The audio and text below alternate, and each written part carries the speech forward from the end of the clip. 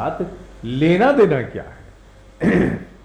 सही बात, ये जानना जरूरी है, क्योंकि इसको जाने बिना हम ज्ञान के साथ न्याय नहीं करेंगे। राज शब्द का अर्थ सीधा साफ व्यवस्था है, शासन है, और ऋषि शब्द का अर्थ हम जानते हैं जो अध्यात्म तत्व से जुड़ा, ऋषि ऋत शब्द से बना है। ऋत अर्थात इन पूरे ब्रह्मांड के तत्व को, जिस रॉ मटेरियल से बना है, उस रॉ मटेरियल को ऋत कहा जाता है। तो जो उस रॉ मटेरियल के बारे में जान गया, उस मटेरियल साइंस के बारे में जान गया जिससे ब्रह्मांड रचे हैं, उसे ऋषि कहते हैं। ऋत से ऋषि बना है, अर्थात जिस अवस्था से ब्रह्मांडों की रचना हुई है, उस साम्राज्य के विषय में जो जानते हैं उन्हें राज ऋषि कहा गया है। इससे बड़ी कोई शासन व्यवस्था नहीं हो सकती। ये जितने भी बाकी शासन हैं, ये बनते और लुप्त होते हैं। अनेकों राज्य बने इतिहास में और लुप्त हो गए। आने वाले काल में भी नए बनेंगे, नए राष्ट्र बनते हैं, नए राज्य बनते हैं, नई नई व्यवस्थाएं बनती हैं, और व्यवस्थाएं बदलती भी हैं। कैपिटलिज्म, सोशलिज्म, ये सारी व्यवस्थाएं तो हैं, मिक्स्ड इकोनॉमी, ये सारी व्यवस्थाएं तो हैं। अब ये जो ग्लोबलाइजेशन एक व्यवस्था बनने जा रही है धीरे धीरे, ये व्यवस्थाएं हैं, ये काल के अनुरूप उठती और मिटती हैं। लेकिन जो राज व्यवस्था राज ऋषियों से जुड़ी हुई है इस पूरे ब्रह्मांड की, वो मिटती नहीं है। तो इसमें क्या कहा उन्होंने? कहा कि मैंने पहले एक मास्टर प्रोग्राम क्रिएट किया। मास्टर प्रोग्राम ने एप्लीकेशन विकसित की है, एप्लीकेशन ने विजडम विकसित किया, विवेक, और विवेक को मैंने फिर उन ज्ञानियों को दे दिया जिन्होंने श्लोक में बहुत सुंदर रूप से कहा है, परंपरा प्राप्तम। ट्रेडिशनली, ट्रेडिशन माने passing knowledge from one generation to another generation. हमारे यहां ही तो होता था, हमारे यहां ज्ञान भी परंपरा से चलता था, परंपराओं में ज्ञान चलता था। एक ने दूसरे को दिया, दूसरे ने तीसरे को दिया, अपने तक कन्फाइन नहीं करते थे, परंपराओं में आगे बिठाते। तो उन्होंने एक ही बात की है कि हे परंतप, दूसरों का ताप हरण करने वाले, अज्ञानता से बड़ा ताप और क्या होगा। हे परंतप अर्जुन, इस प्रकार परंपरा से प्राप्त इस योग को राज ऋषियों ने जाना। वह योग बहुत काल से इस पृथ्वी से नष्ट हो गया। नष्ट हो गया माने द्वारका पानी में डूबी, द्वारका पानी में डूबी, युग बदला। युग की कल्पना जो आधुनिक युग में पाश्चात्य राष्ट्रों के पास नहीं है। They have no compartment of yug. हमारे यहां तो कल्पना बहुत ऊंची है, उनके यहां नहीं है। उनके यहां तो ज्यादा से ज्यादा दुनिया शुरू होती है तो इतने एसी, इतने बीसी पर, और उससे 2000 बीसी से पीछे जाने की क्षमता उनके पास नहीं है। वो मैक्सिमम 2000 बीसी तक जाते हैं। हालांकि अब धीरे धीरे जैसे जैसे कुछ चीजें उनको मिली हैं खुदाई में, और कार्बन टेस्ट ने रिवील करना शुरू किया है, तब से उन्होंने एक गणना और शुरू की है। This is 2 million years old, this is 1 million years old. Million years की कल्पना अब इसलिए आई है क्योंकि कार्बन टेस्ट बोल रहा है। कार्बन टेस्ट के अतिरिक्त उनके पास जो समय की, अतीत को खंगालने की उनकी क्षमता थी, वो बहुत छोटी थी। तो उन्होंने अब ये खंगालना शुरू किया है। हमारे यहां इसकी पूरी कल्पना है। इस पर मैंने स्वगुरु बोध में मैंने उल्लेख भी किया था। युक्तेश्वर गिरि जी महाराज ने महाअवतार बाबा के कहने पर, उनकी प्रेरणा से काल की गणना रचने की चेष्टा की थी।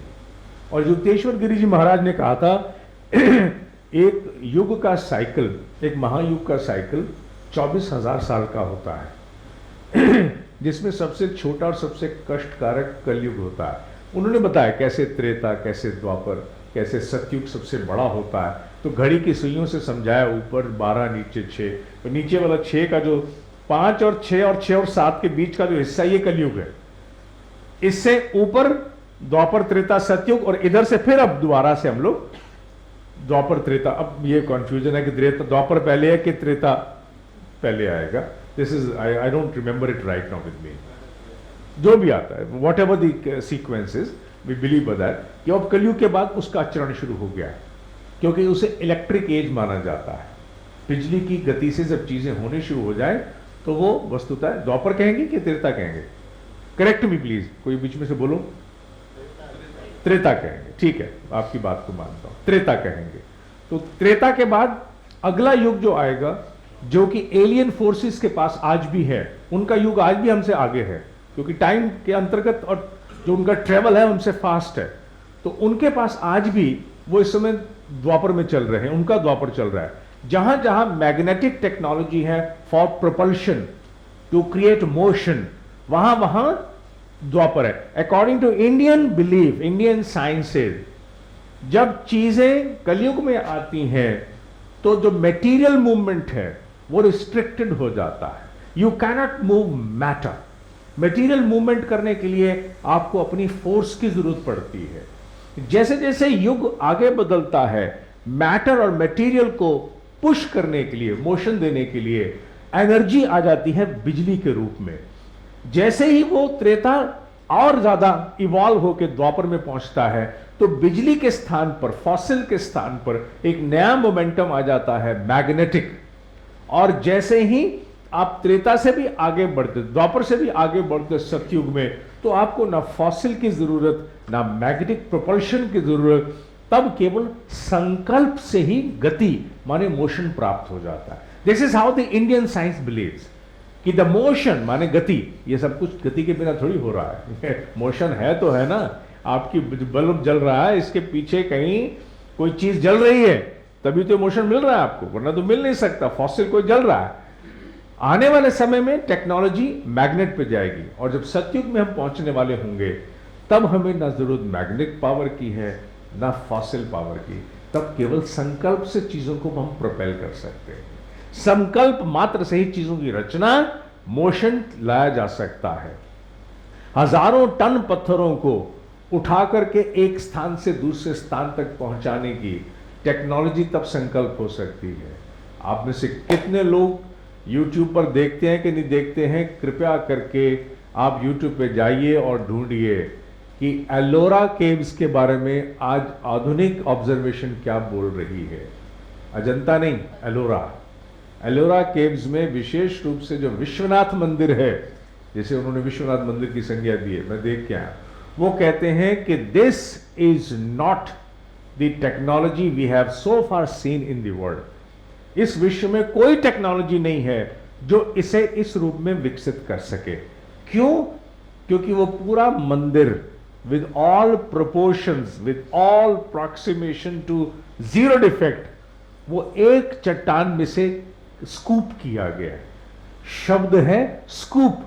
आइसक्रीम आप खाते जाते हो तो क्या करता है, आपके लिए ब्रिक में से, बड़ी ब्रिक में से स्कूप निकाल के आपको देता है, स्कूप निकालता है। स्कूप में कोई प्रिसीजन नहीं होता, जितना आ गया, आंख हमारी यही कहती है जरा बड़ा सा आ जाए, स्कूप होता है ना। इसी प्रकार से एलोरा की जो टेक्नोलॉजी है that is on scoop basis, माने पत्थर को ऊपर से किसी ने स्कूप किया है, जिसकी टेक्नोलॉजी पृथ्वी पर आज की डेट में कोई कल्पना भी नहीं कर सकता है जी। कौन सी? जी हाँ, one statue. We are talking about a temple जिसमें जो सबसे ऊंची उनकी जो इमारत है वो भगवान महावीर जी की बाहुबली जी की स्टैचू जितनी ऊंची होगी, कितने? 54, दैट इज 100 समथिंग, सॉरी, 10 मंजिल से ऊपर है वो, और बहुत बड़ा प्रांगण है। It is huge, it is huge, माने कल्पना नहीं कर सकते आप कितना बड़ा प्रांगण होता है। पूरा इंजीनियरिंग कॉलेज छोटा है उसके सामने, बहुत छोटा है। इंजीनियरिंग, आर्किटेक्चर कॉलेज सब मिला लो और भी जोड़ लो, इससे भी बड़ा है। और उसमें उन्होंने प्रिसीजंस निकाली है कि निकल नहीं सकती हैं। जिस रूप से स्कूप करके ऊपर से नीचे आए हैं वो संभव नहीं है, क्योंकि स्टैच्यू में जब हम एक स्टैच्यू को बनाते हैं तो उसके बाकी हमारे पास व्यूज भी होते हैं, हम 360 डिग्री मूव कर लेते हैं। स्कूप में वन सिंगल रॉक के अंदर स्कूप करने में 360 डिग्री अवेलेबल नहीं है, क्योंकि हम रॉक स्कूप कर रहे हैं। उन्होंने कहा इट इज नॉट पॉसिबल। ये पॉसिबिलिटी नहीं है, ये कोई ऐसी टेक्नोलॉजी है, मतलब ये मॉडर्न टेक्नोलॉजिस्ट ने कंक्लूड किया है ये कि this is not possible today, number one. और जिस क्रोनोलॉजिकल ऑर्डर में उन्होंने कहा है उस पर तो उन्होंने पूरा एक्सकावेशन के भी प्रिंसिपल लगा के देख लिए, उन्होंने कहा इट इज नॉट पॉसिबल। इतनी हार्ड रॉक को जो ऑलमोस्ट ग्रेनाइट है, इट्स ऑलमोस्ट ग्रेनाइट, उसे इस तरह से स्कूप करना with such a precision, it is not possible इतने बड़े स्तर पर। फिर अंदर हॉलो किया, उसको हॉलो करके, मतलब ये जब तक मैंने सुना नहीं था कि स्कूप किया गया है तब तक मुझे भी मालूम नहीं था। मैंने सोचा कि बना दिया है, जैसे सामान्य पर्यटक जाते हैं, हम लोग भी देख के आ गए। अब जो वीडियोस देखी हैं तो बड़ी आश्चर्य होना शुरू हो गया। There is something which has happened over there. और वहाँ और भी कुछ मंदिर हैं, इनके बारे में भी अब शोध चल रही है, क्या ये भी उसी स्कूप टेक्नोलॉजी पर हैं। वहाँ अंदर जैन टेम्पल्स हैं, एलोरा में बहुत बहुत बड़े टेम्पल्स हैं। अब उस पर भी ये बात चल रही है कि अब ये देखो, अभी तक उन्होंने केवल विश्वनाथ मंदिर देखा है, और विश्वनाथ मंदिर देखने के बाद उसमें चीजें दिखाई दी हैं कि 3 से 3.25 फुट की अंदर बहुत बड़ी बड़ी कहते हैं टनल्स हैं, जो क्यों हैं, कहां जा रही हैं, किस लिए हैं, नोबडी नोस। उसका कोई ट्रैक ही नहीं है। सैटेलाइट इमेजिंग से पता लग रहा है कि वो किसी अनजानी गहराइयों में जा रही हैं, सैटेलाइट इमेजिंग से जो उन्होंने एक्सरे करके कोशिश की है, लेकिन इससे ज्यादा कुछ नहीं पता लग रहा। वो क्यों बनाई गई थी 3-3.5 फुट के ऊंची की टनल्स, काहे के लिए, कहां जा रही हैं, नोबडी हैज एन आइडिया। वो रास्ते उन्होंने बंद कर, ब्लॉक कर रखे हैं, लेकिन रिसर्चर्स ने उनको वीडियोस में दिखाया है। It has been happening. हम केवल माने ये सब कुछ इतना ही है, नहीं, अनेकों परंपराओं से आता रहा, नष्ट होता रहा, आता रहा, नष्ट होता रहा। हमारे व्याकरण नष्ट हुए, हमारी समझ नष्ट हुई, हमारा ज्ञान विज्ञान नष्ट हुआ, अनेकों चीजें हमारी नष्ट होती गई हैं। और फिर भी सौंदर्य यह है कि इतनी बार नष्ट होने के बाद भी हम उस स्थान पर आज उपलब्ध हैं जहां से हम फिर से अपने विज्ञान को विकसित कर सकते हैं। जितने भी हमारे पास विज्ञान के, चाहे उपनिषद हो, वेद हो, चाहे हमारे जैन ग्रंथ हो, सारी टेक्नोलॉजी तो यहीं बड़ी पड़ी हुई है, वो उतनी आज भी है कि हम यहां से फिर विकसित कर सकते हैं। क्यों? क्योंकि केशव ने प्रपेल करके विवस्वत को दिया, विवस्वत ने मनु को दिया।